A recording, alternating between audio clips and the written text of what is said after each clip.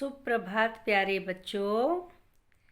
आज हम कक्षा 8वीं की हिंदी साहित्य की पाठ्य पुस्तक नवतरंग भाग 8 की पृष्ठ संख्या 7 पर दिए पाठ 2 बड़े भाई साहब का अध्ययन करेंगे। इस पाठ का कार्य आपको 5 अप्रैल 2021 को भेजा जा रहा है।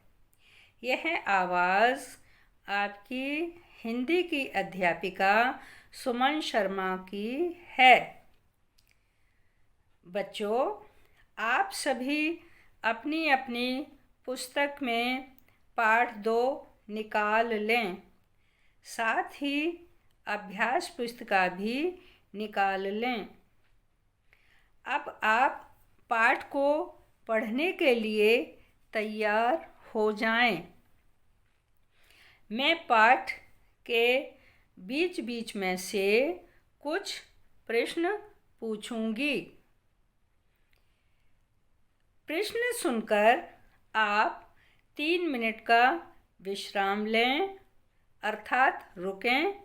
फिर पूछे गए प्रश्नों के उत्तर अपनी अभ्यास पुस्तिका में लिखें।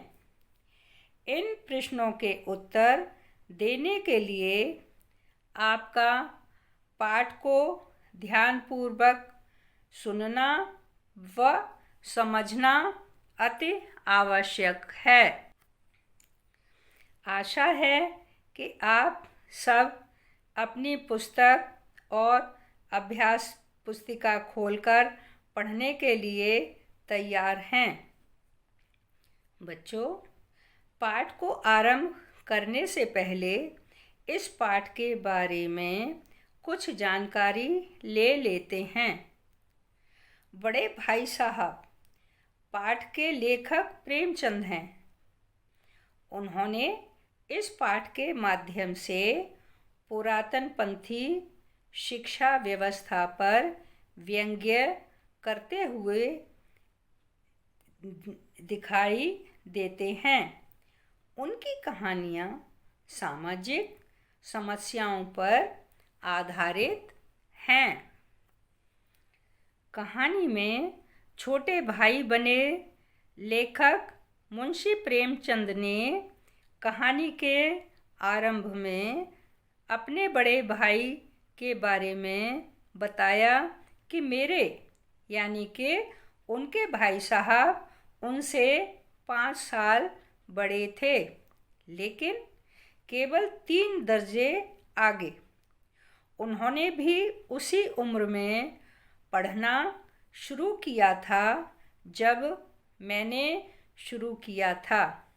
ये लेखक अपने और अपने भाई साहब के विषय में बात कर रहे हैं। लेखक कहानी में खुद छोटे भाई बने हैं।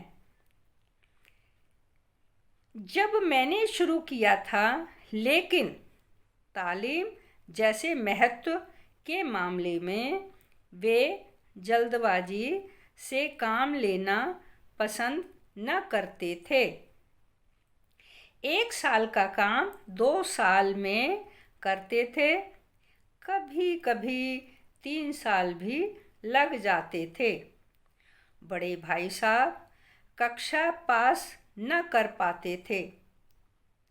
लेखक की उम्र उस समय 9 साल थी और उनके बड़े भाई साहब 14 साल के थे। वे लेखक पर पूरी निगरानी रखते थे। यह उनका जन्मसिद्ध अधिकार था। मेरी शालीनता इसी में थी कि उनके हुक्म को कानून समझूं। वह स्वभाव से बड़े अध्ययनशील थे। हमेशा किताब खोले बैठे रहते। समय तथा दिमाग को आराम देने के लिए कभी कॉपी पर कभी किताब के हाशियों पर चिड़ियों, कुत्तों, बिल्लियों की तस्वीरें बनाया करते थे। कभी कभी एक ही नाम या शब्द तथा वाक्य को 10-20 बार लिख डालते। वहीं दूसरी ओर लेखक का मन पढ़ाई में बिल्कुल नहीं लगता था। 1 घंटा भी किताब लेकर बैठना पहाड़ था। मौका पाते ही हॉस्टल से निकलकर मैदान में आ जाते। खेल कूद करके जब लेखक वापस आते तो भाई साहब का रौद्र रूप देखकर प्राण सूख जाते। उनका पहला सवाल होता, कहाँ थे? हमेशा यही सवाल इसी ध्वनि में पूछा जाता था और इसका जवाब मेरे पास केवल मौन था। न जाने मुंह से यह बात क्यों ना निकलती कि ज़रा बाहर खेल रहा था। मेरा मौन कह देता था कि मुझे अपना अपराध स्वीकार है। लेखक के भाई साहब निरंतर पढ़ने में विश्वास रखते थे। वहीं लेखक बने छोटे भाई का मन खेलों में ज़्यादा लगता था। बच्चों, अब पाठ को आगे बढ़ाते हुए पढ़ना आरंभ करते हैं। अब आपका ध्यान पृष्ठ संख्या 8 पर होना चाहिए। इस तरह पढ़ोगे तो जिंदगी भर पढ़ते रहोगे और एक हर्फ ना आएगा। और मैं कहता हूँ, तुम कितने घोंघा हो कि मुझे देखकर भी सबक नहीं लेते। मैं कितनी मेहनत करता हूँ, तुम अपनी आँखों से देखते हो। अगर नहीं देखते तो यह तुम्हारी आँखों का कसूर है, तुम्हारी बुद्धि का कसूर है। इतने मेले तमाशे होते हैं, मुझे तुमने कभी देखने जाते देखा है? रोज़ ही क्रिकेट और हॉकी मैच होते हैं, मैं पास नहीं फटकता, हमेशा पढ़ता रहता हूँ। उस पर भी एक एक दर्जे में 2-2, 3-3 साल पढ़ा रहता हूँ। फिर तुम कैसे आशा करते हो कि तुम यों खेल कूद में वक्त गंवाकर पास हो जाओगे? अगर तुम्हें इस तरह उम्र गंवानी है तो बेहतर है घर चले जाओ और मज़े से गुल्ली डंडा खेलो। दादा की गाढ़ी कमाई के रुपए क्यों बर्बाद करते हो? मैं यह लताड़ सुनकर आंसू बहाने लगता। जवाब ही क्या था? मैं सोचने लगता, क्यों न घर चला जाऊं? जो काम मेरे बूते के बाहर है उसमें हाथ डालकर क्यों अपनी ज़िंदगी खराब करूं? लेकिन घंटे 2 घंटे बाद निराशा के बादल फट जाते और मैं इरादा करता कि आगे से खूब जी लगाकर पढ़ूंगा। चटपट एक टाइम टेबल बना डालता। प्रातःकाल उठना, 6 बजे मुंह हाथ धो नाश्ता कर पढ़ने बैठ जाना। 6 से 8 तक अंग्रेज़ी, 8 से 9 तक हिसाब, 9 से 9:30 तक इतिहास, फिर भोजन और स्कूल।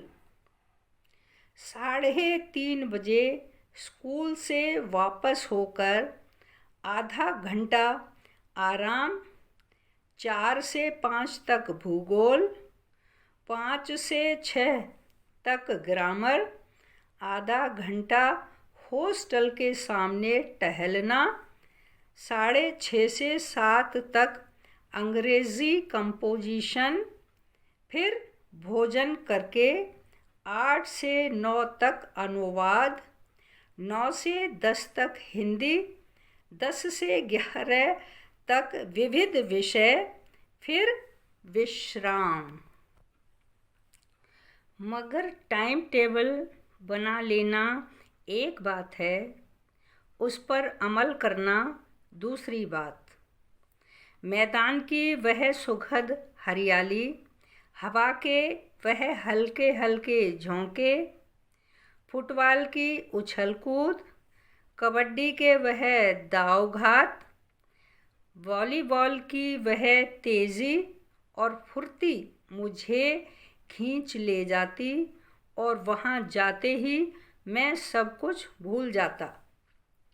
वह जानलेवा टाइम टेबल, वह आँख फोड़ की पुस्तकें, किसी की याद न रहती और फिर भाई साहब को नसीहत का अवसर मिल जाता। मैं उनके साए से भागता, उनकी आँखों से दूर रहने की चेष्टा करता, कमरे में इस तरह दबे पाँव आता कि उन्हें खबर ना हो। बच्चों, लेखक अपनी पढ़ाई का टाइम टेबल तो बना लेता था, लेकिन पढ़ाई में मन न लगने के कारण वह अपना ध्यान खेल की ओर ही लगाए रखता था। अब हम कुछ कठिन शब्दों के अर्थ जान लेते हैं। शब्द है हाशियों। हाशियों का मतलब है किनारा, किसी भी चीज़ का किनारा। किसी पुस्तक, किसी अभ्यास पुस्तिका के साइड की जो किनारा होता है उसको हाशिया कहते हैं। निगरानी, देख रेख। शालीनता, विनम्रता। अध्ययनशील, पढ़ाकू। सामंजस्य, तालमेल। मसलन, उदाहरणार्थ। इबारत, लेख। चेष्टा, कोशिश। कंकरिया, छोटे छोटे कंकड़, पत्थर। घोंघा, मूर्ख। लताड़, डांट। बूते, बल। अमल करना, पालन करना। दाव, पारी। नसीहत, सलाह। साए, परछाई। बच्चों, ऊपर लिखे शब्दों के अर्थ आप अपनी अभ्यास पुस्तिका में लिखेंगे। अब मैं कुछ प्रश्न भी पूछूंगी। अब आप 3 मिनट का अंतराल लेंगे और पूछे गए प्रश्नों के उत्तर लिखेंगे। प्रश्न 1, लेखक और उनके बड़े भाई की उम्र कितनी थी? प्रश्न 2, भाई साहब लेखक को क्या शिक्षा देते थे? प्रश्न 3, लेखक की रुचि किसमें थी? प्रश्न 4, लेखक कमरे में दबे पांव क्यों आता था? बच्चों, अब आपका अंतराल का समय समाप्त हो चुका है। आशा है कि आपने इन प्रश्नों के उत्तर लिख लिए होंगे। इन प्रश्नों के उत्तर इस प्रकार हैं। उत्तर 1, लेखक की उम्र उस समय 9 साल थी और उनके बड़े भाई साहब की उम्र 14 वर्ष थी। उत्तर 2, लेखक के भाई साहब उन्हें पढ़ने की नसीहत देते थे। उत्तर 3, लेखक की रुचि पढ़ाई की अपेक्षा खेल में थी। उत्तर 4, लेखक अपने भाई के डर की वजह से कमरे में दबे पांव आता था।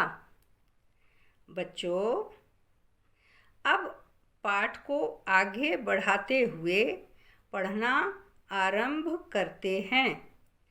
आपका ध्यान अपनी पुस्तक पर ही केंद्रित होना चाहिए।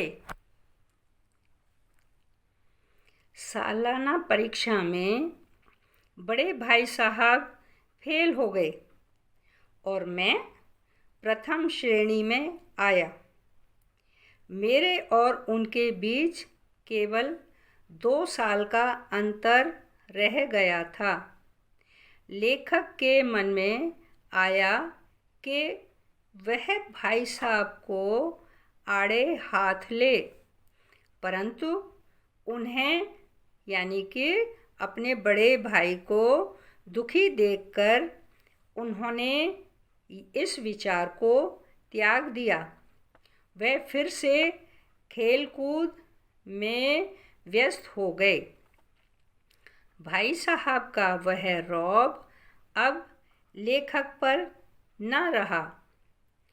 एक दिन लेखक प्रातः का सारा समय बिताकर लौटे, तब भाई साहब ने मानो तलवार खींच ली और उन पर टूट पड़े।